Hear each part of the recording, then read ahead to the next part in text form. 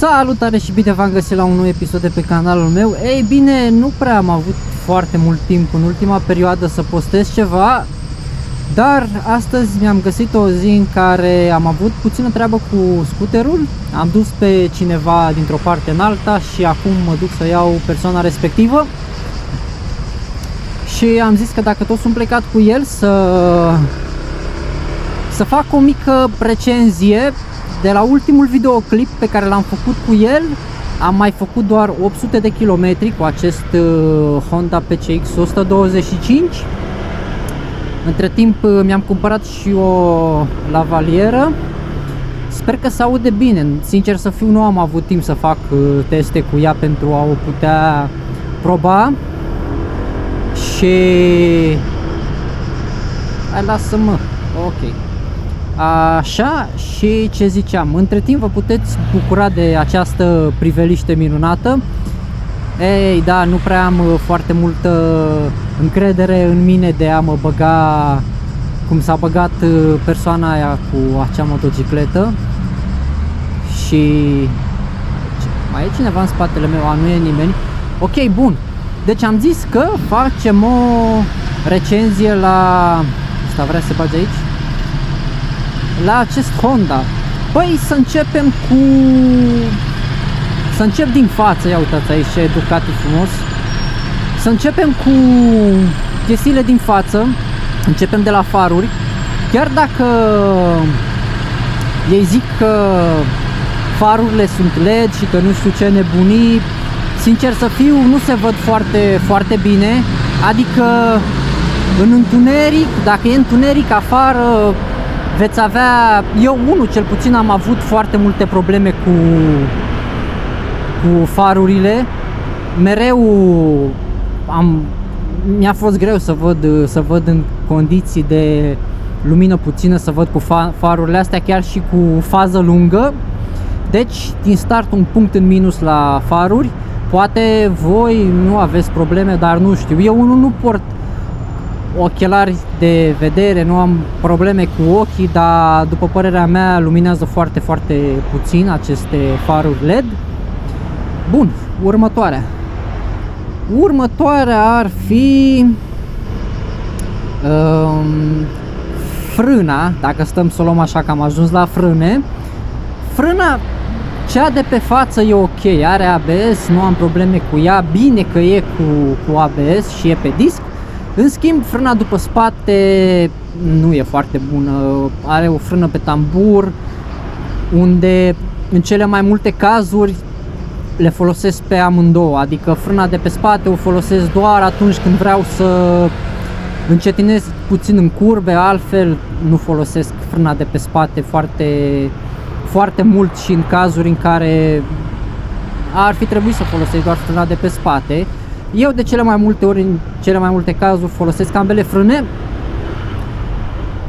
Ce chestie, nu mă așteptam să fie așa de aglomerat și înainte, când am ieșit eu afară, era și super soare, acum nu este deloc. Asta este. Bun, am terminat cu frâna. Da, un alt punct în minus la frână, o frână foarte... n-am ce să zic, adică știți și voi cum sunt în general frânele pe tambur, poate asta în comparație cu alte scutere e mai bună, dar nu-mi place deloc. Mie nu-mi place frâna asta pe tambur. Cum ziceam, folosesc ambele frâne de cele mai multe ori. Bun, acum hai să trecem la să vorbim despre accelerație. Băi fraților, mie îmi place accelerația. Adică eu, având undeva la 70 de kg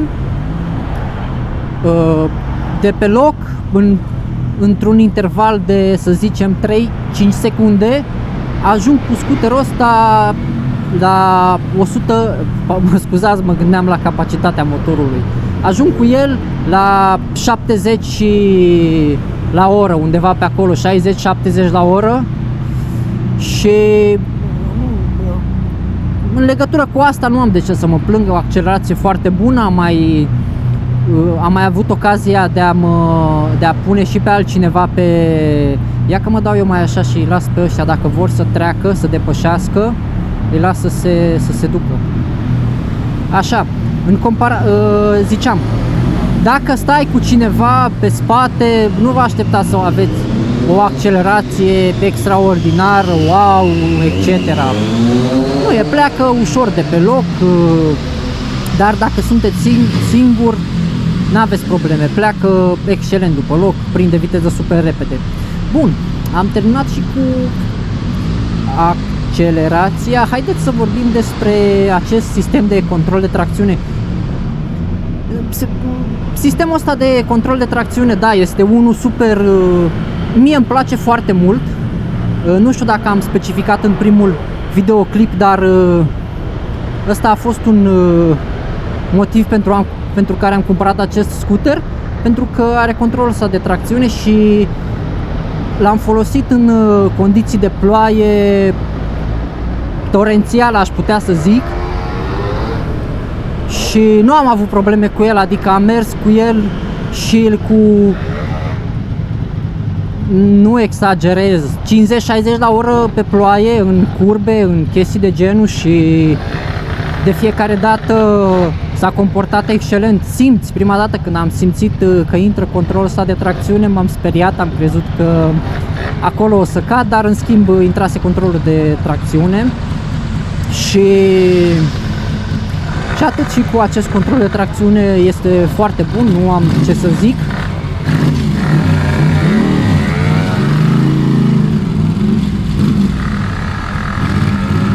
Așa, acum să vorbim despre această șa. Șaua asta în cele mai multe situații este bună. Eu unul am avut ocazia de a folosi, de a conduce scooterul fără să mă dau jos de pe el, fără să fac opriri. Nu știu dacă s-a auzit, în fine. Ziceam că am avut ocazia de a conduce scooterul 50 de minute, undeva în intervalul ăsta, 40-50 de minute, o oră, fără să mă dau absolut deloc jos de pe el, și am observat că mi-amorțește fundul și devine puțin deranjantă. Nu este cea mai wow, este confortabilă, nu pot să zic că nu este confortabilă, nu simți că te-ar deranja, dar după mult timp, în situația mea, eu am 1,82 și la înălțimea asta începe să te deranjeze puțin spatele. Bun, și cam atât cu... Bine, până acum, da, de fapt au fost pro și contra, pentru că am zis și de accelerație. Bine, de fapt doar accelerația și controlul de tracțiune au fost pro-urile, restul au fost contra. Asta cam ce am observat eu în 1800 de kilometri făcuți cu el. Altceva despre el, în linii mari, e un scooter, eu sunt foarte mulțumit de el. Clar este nou și fiind nou, mamă ce miroase de la musca aia. Fiind nou, clar că nu ai probleme cu el, dar am mai condus și alte scutere ale altor persoane. O să las aici, în comparație cu un alt scooter pe care l-am condus și mă așteptam să fie mult mai bun decât al meu, o să las, am uitat modelul la acel scooter, e de la Yamaha, o să las aici modelul.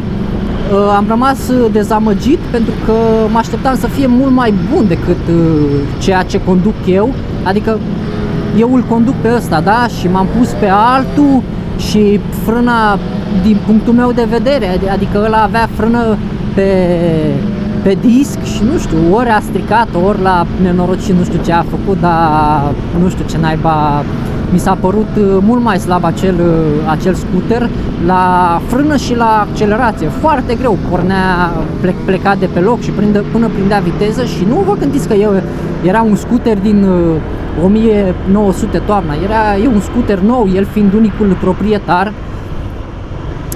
Așa, da, în linii mari, cum ziceam, e un scooter bun, vi-l recomand dacă vreți să vă duceți să vă faceți treburile în oraș cu el.